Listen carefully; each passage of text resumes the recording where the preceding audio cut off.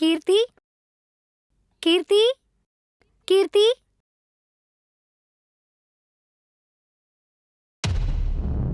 ആ കനകയായിരുന്നു. അകത്തേക്ക് വാ മോളെ.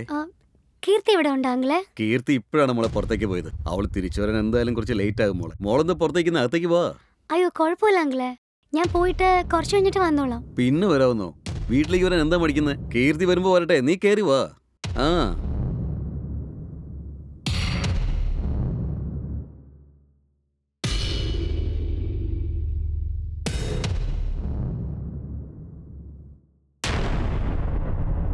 ഇരിക്കേ മോൾ ഇരിക്കേ. നിനക്ക് കുടിക്കാനായിട്ട് ഞാൻ തണുത്ത ജ്യൂസ് എന്തെങ്കിലും കൊണ്ടുവരാം. അയ്യോ എനിക്കിപ്പോ ഒന്നും വേണ്ട അങ്കിളെ. എന്താ മോളെ ഇത്? വീട്ടിലേക്ക് വന്നതല്ലേ, അപ്പൊ കുടിക്കാൻ എന്തെങ്കിലും തന്നില്ലെങ്കിൽ മോശമല്ലേ? മോൾ ഇരിക്കേ.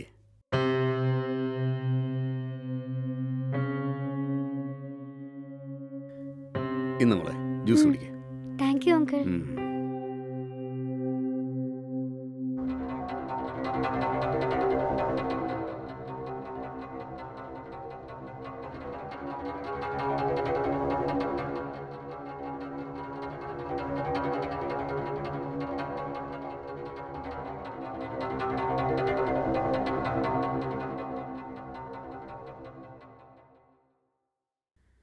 ശരി, മോളെ കോളേജ് സ്റ്റഡീസ് ഒക്കെ എങ്ങനെ പോകുന്നു? ആ അതൊക്കെ നന്നായിട്ട് പോകുന്നുണ്ടെങ്കിലേ. എനിക്ക് മോളുടെ അടുത്ത് ഒരു പ്രധാനപ്പെട്ട കാര്യം സംസാരിക്കണമെന്നുണ്ടായിരുന്നു. അതിപ്പോ പറയട്ടെ? ആ എന്താ കാര്യം അങ്കിളെ? ഞാൻ നിനക്ക് 1,00,000 രൂപ കോളേജ് ഫീസ് അടയ്ക്കാനായിട്ട് തന്നില്ലായിരുന്നു? ആ അതെ അങ്കിൾ.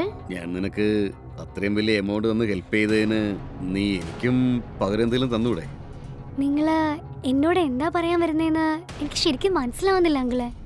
നീ ഒരു വിഷമഘട്ടത്തിലിരുന്നപ്പോ നിനക്ക് പണം തന്ന് സഹായിച്ചതിന് നിന്നെ കൊണ്ട് കഴിയാൻ പറ്റുന്നത് നീ എനിക്കും തന്നൂടെ? എനിക്കൊന്നും പിടികിട്ടുന്നില്ല അങ്കിളിനിപ്പോ ഞാൻ എന്ത് തരണമെന്ന് പറയുന്നേ? എന്തെങ്കിലും മനസ്സിലാവുന്ന പോലെ ഒന്ന് പറയാമോ? നീ എന്റെ കൂടെ ഒന്ന് തനിച്ച് ടൈം സ്പെൻഡ് ചെയ്താൽ നന്നായിരിക്കും. എന്താ പറഞ്ഞേ? അങ്കിളുടെ മോളുടെ ക്ലോസ് ഫ്രണ്ട് അല്ലേ അങ്കിളെ ഞാൻ. നിങ്ങൾ എന്നോട് ഇങ്ങനെയൊക്കെ വന്ന് പറയുന്നത് ഞാൻ ഒരിക്കലും ചിന്തിച്ചില്ല അങ്കിളെ. ഞാൻ നിങ്ങളെ എത്ര നല്ല ആളായിട്ട് കണ്ടെന്നറിയാമോ? ഞാൻ നല്ലതൊക്കെയാ മോളെ, അതുകൊണ്ടാണ് നീ സഹായിക്കണമെന്ന് പറഞ്ഞപ്പോ അത്രയും വലിയ എമൗണ്ട് ഒക്കെ തന്നത്.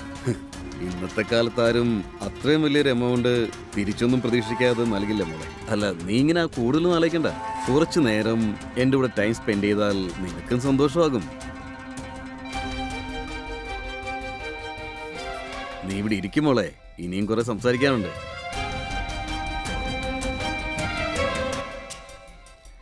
നിങ്ങൾ എങ്ങനെയൊക്കെ സംസാരിക്കുന്ന ഞാൻ ഒരിക്കലും ചിന്തിച്ചിട്ടില്ല അങ്കിളെ. ദയവ് ചെയ്ത് ഇങ്ങനെയൊന്നും എന്നോട് ഇനി മുതൽ പറയരുത് അങ്കിളെ. ഞാനിപ്പോ നിന്നോട് പറഞ്ഞ കാര്യം നീ ചെയ്താൽ ആ 1,00,000 രൂപ നീ തിരിച്ചു തരണ്ട. നീ ഒന്ന് നന്നായിട്ട് ആലോചിച്ച് നോക്ക്. നീ ഒന്ന് സമ്മതിച്ചാൽ അത് നിനക്ക് വലിയ ലാഭമാവും. അങ്കിൾ ഇനി ഒരിക്കലും എന്നോട് ഇങ്ങനെ സംസാരിക്കണ്ട. ഞാൻ പോവാ അങ്കിളെ.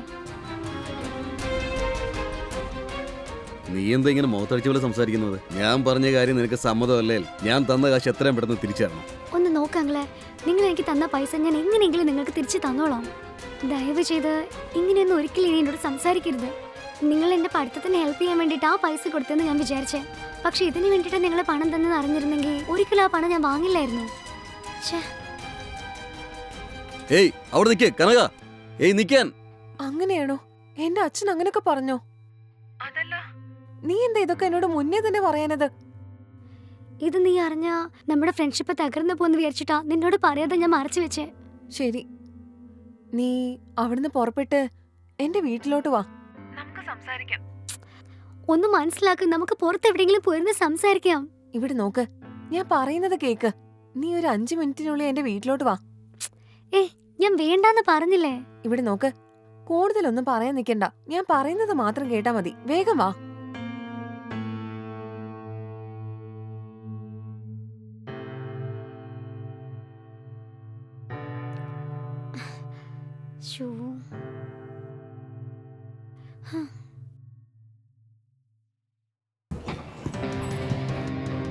അകത്ത് വാ.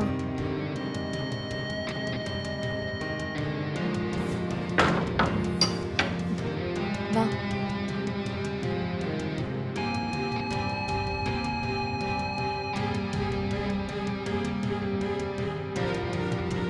എന്നോട് ക്ഷമിക്കുക കനക.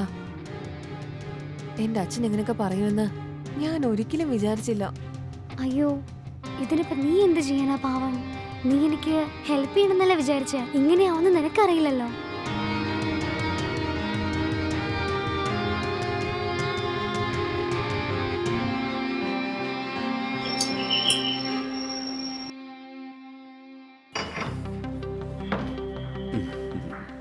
വാ അച്ഛാ. ഉം. അച്ഛാ, അച്ഛൻ ഇന്നൊരു സർപ്രൈസ് തരാന്ന് വിചാരിച്ച്. സർപ്രൈസോ? അങ്ങനെ എന്ത് സർപ്രൈസാ മോളെ? അകത്ത് വാ അച്ഛാ, അപ്പൊ മനസ്സിലാവും. ഉം.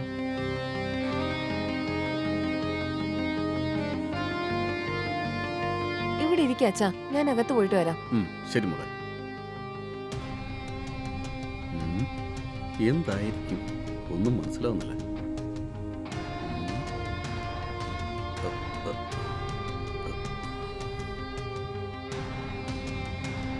ഓ കനക, നീയായിരുന്നോ സർപ്രൈസ്? എന്താ മോളെ, കനക വന്നതിൽ എന്താ ഇത്ര സർപ്രൈസ്? അതൊക്കെ ഉണ്ട് ഡാഡി.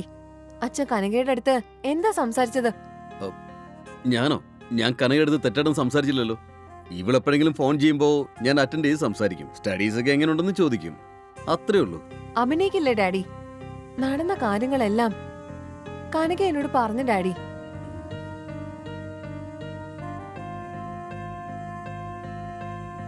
എന്താ അച്ഛാ ഇത്? ഞാൻ അച്ഛന്റെ മോളല്ലേ? അപ്പൊ എന്റെ കൂടെ പഠിക്കുന്ന എല്ലാ ഫ്രണ്ട്സും അച്ഛന്റെ മോളെ പോലെ തന്നെയല്ലേ? പക്ഷേ അച്ഛൻ ഇവളെ മോശമായിട്ടുള്ള രീതിയിൽ കണ്ടത് തെറ്റായിപ്പോയി. അയ്യോ, അങ്ങനെയൊന്നും ഇല്ല മോളെ. ഇവിടെ നോക്കച്ചാ, അച്ഛൻ ശരിക്കും ഒരു നല്ല ആളാ. പക്ഷേ ഇവളുടെ കാര്യത്തിൽ എന്താ അച്ഛൻ ഇങ്ങനെ ആയിപ്പോയത്?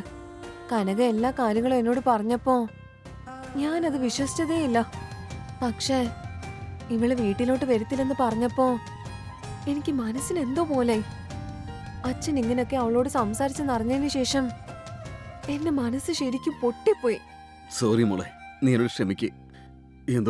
ഏതോ ഒരു മാനസികാവസ്ഥയിൽ അങ്ങനെയൊക്കെ പറഞ്ഞു പോയതാ. കനക ശരിക്കും നല്ല കുട്ടിയാ അച്ഛാ. അച്ഛൻ ഇങ്ങനെയൊക്കെ പെരുമാറിയന് കനകയായണ്ട ഒന്നും ചെയ്യാനത്. ഒരു പക്ഷെ ഇത് വേറെ ആരെങ്കിലും ആയിരുന്നെങ്കിൽ ഈ കാര്യം എന്റെ കോളേജിൽ അറിഞ്ഞ് ഞാൻ നാണം കെടേണ്ട അവസ്ഥ വന്നേനെ. പക്ഷേ കനക ശരിക്കും ഗ്രേറ്റ് ആണ് ഡാഡി. സത്യം പറയുവാണെങ്കിൽ കനകയുടെ മനസ്സ് ഒരുപാട് വലുതാ ഡാഡി. ഈ കാര്യം അവളായിട്ട് പോലും അല്ല പറഞ്ഞത്. ഇന്ന് ഞാൻ അവളെ ഫോൺ വിളിച്ചപ്പോഴേ ഇതൊക്കെ അറിഞ്ഞത്. ഇത്രയും നല്ല മനസ്സുള്ള ഒരു പെൺകൊച്ചിന്റെ അടുത്ത് അച്ഛനെ കൊണ്ട് എങ്ങനെയൊക്കെയാ ഇത്രയും മോശമായിട്ട് പെരുമാറാൻ പറ്റിയത്? സോറി മോളെ, നീ എന്നോട് ക്ഷമിക്ക്. അന്ന് അറിയാതെ എനിക്കൊരു അബദ്ധം പറ്റിപ്പോയതാ. ഇനി ഒരിക്കലും ഇങ്ങനെ ഒന്നും സംഭവിക്കില്ല. ശരി ഡാഡി, ഞാൻ ഡാഡിയെ വിശ്വസിക്കുവാ. ഇനി മുതൽ കനകയും അച്ഛനൊരു മോളെ പോലെയാ, കേട്ടല്ലോ? ഇനി ഒരിക്കലും ഇങ്ങനെയുള്ള തെറ്റ് നടക്കാനേ പാടില്ല. ഉറപ്പായി മോളെ, നീ പറഞ്ഞതെല്ലാം ശരിയാ. ഇനി കനകയും നിന്നെപ്പോലെ തന്നെ എനിക്ക്. സോറി കനക, അന്ന് ഞാൻ നിന്റെ അടുത്ത് അങ്ങനെയൊക്കെ പറഞ്ഞത് വളരെ തെറ്റാണ്. നീ എന്നോട് ക്ഷമിക്കും മോളെ. പഠിക്കാനുള്ള സഹായം ചെയ്ത് അതൊരു കാരണമാക്കി എടുത്ത് നിന്നോട് അങ്ങനെ പെരുമാറിയത് വളരെ വലിയ തെറ്റാണ് മോളെ. എന്നോട് ക്ഷമിക്കേ പ്ലീസ്. കുഴപ്പമില്ല അങ്കിൾ, നിങ്ങൾ ചെയ്ത തെറ്റ് നിങ്ങൾ മനസ്സിലാക്കിയല്ലോ, എനിക്ക് അത് തന്നെ ധാരാളം. അതല്ല മോളെ, ഞാൻ വലിയ തെറ്റാ ചെയ്തത്. ശരിക്കും നിന്റെ മനസ്സ് എന്തുമാത്രം വലുതാണെന്ന് നീ തെളിയിച്ചു മോളെ. എന്റെ മകള് പറഞ്ഞതുപോലെ ഇനി എനിക്ക് ഒരു മകളല്ല, നീയും എന്റെ മകള് തന്നെയാ. ഇനി നിനക്ക് എന്ത് സംഭവിച്ചാലും ഞങ്ങൾ കൂടെ ഉണ്ടാകും.